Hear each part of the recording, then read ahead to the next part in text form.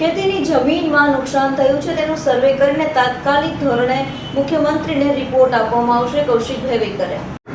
અમરેલી જિલ્લામાં પડેલ ભારે વરસાદને પગલે અસરગ્રસ્ત વિસ્તારની મુલાકાત ઉર્જા મંત્રી શ્રી કૌશિક વેકરિયાએ લીધી હતી. જિલ્લામાં પડેલ ભારે વરસાદને કારણે ઘણા ગામડાઓમાં ખેડૂતોની ખેતીની જમીન અને રોડ રસ્તાને વ્યાપક નુકસાન થયું હોવાનું કૌશિકભાઈ વેકરિયાએ નિવેદન આપતા જણાવ્યું હતું કે રાજ્ય મુખ્યમંત્રીની સૂચનાથી દરેક મંત્રી પોતાના પ્રભારી ક્ષેત્ર વિસ્તારોની મુલાકાત કરી રહ્યા છે. રોડ રસ્તાઓ ખરાબ થયા છે તે વિસ્તારમાં અધિકારીઓ સાથે સંકલન કરી તમામ કામગીરી કરવામાં આવી છે. હાલમાં તમામ રસ્તાઓ બંધ નથી રહ્યા. સરકાર અને જિલ્લા વહીવટી તંત્ર દ્વારા કામગીરી શરૂ કરવામાં આવી છે. ખેતીની જમીનમાં નુકસાન થયું છે તેનું સર્વે કરીને તાત્કાલિક ધોરણે મુખ્યમંત્રીને રિપોર્ટ આપવામાં આવશે. ખેતીવાડી અધિકારીને અહેવાલ આપવાની સૂચના આપી દેવામાં આવી છે. અમરેલી જિલ્લાના અસરગ્રસ્ત જુદા જુદા તાલુકાઓમાં ઉર્જા મંત્રી કૌશિકભાઈ વેકરિયા સંગાથે ધારાસભ્ય હીરાભાઈ સોલંકી નિરીક્ષણ કરી રહ્યા છે.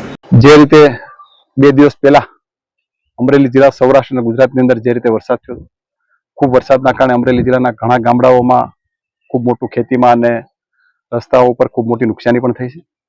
આપણા રાજ્યના યશસ્વી મુખ્યમંત્રી આદરણીય ભૂપેન્દ્રભાઈ પટેલ સાહેબની સૂચના અનુસાર દરેક મંત્રીઓ પોતાના વિસ્તારના પ્રભારી ક્ષેત્ર વિસ્તારની અંદર વિસ્તારની મુલાકાત રહી છે.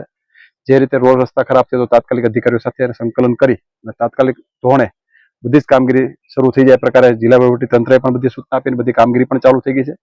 અત્યારના રસ્તાઓ લગભગ ક્યાંય બંધ નથી રહ્યા પ્રકારે સરકાર દ્વારા, જિલ્લા વહીવટી તંત્ર દ્વારા અને ખાસ કરીને બધા અમારા ધારાસભ્યો પોતે દરેક વિસ્તારની અંદર જાગૃતતા સાથે લોકોને પડતી મુશ્કેલીમાં કઈ રીતે મદદરૂપ થઈ શકાય એ પ્રકારની સમગ્ર ચૂંટાયેલી પાકે ખૂબ સારી રીતે કામગીરી પણ કરી છે.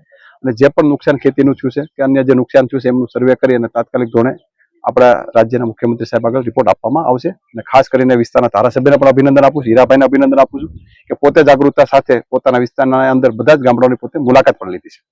કૌશિકભાઈ, ખેતીમાં ક્યારે સર્વે થશે? અત્યારે રિપોર્ટ ખેતીવાડી અધિકારીને અહેવાલો આપવા માટેની સૂચના આપવામાં આવી છે.